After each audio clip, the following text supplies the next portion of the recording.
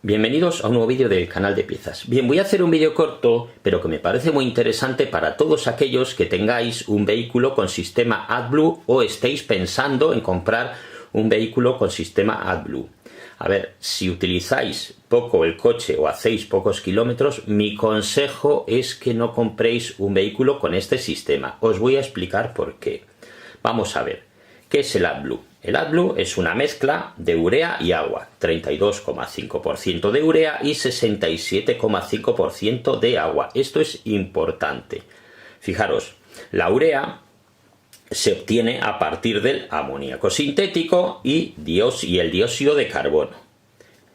Claro, aquí lo que interesa es el amoníaco sintético. ¿Por qué? Porque el AdBlue al calentarse libera ese amoníaco sintético y lo utiliza, ¿vale?, para reducir los óxidos de nitrógeno que hay en los gases de escape.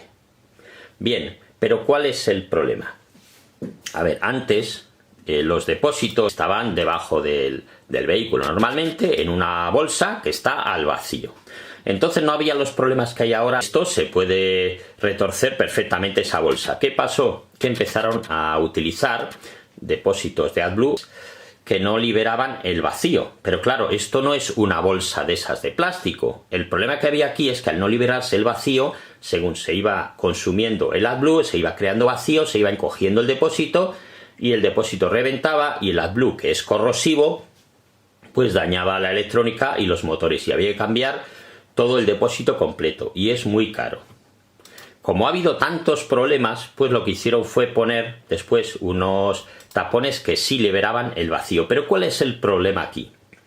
Que igual que se libera el vacío, también se permite que el agua que está en la mezcla del AdBlue, como digo, lleva una mezcla el AdBlue de urea y agua, el agua se evaporaba. Y al evaporarse el agua, luego vais a ver el tapón como está, lo que es la urea se cristaliza. Y ahí empiezan los problemas serios también.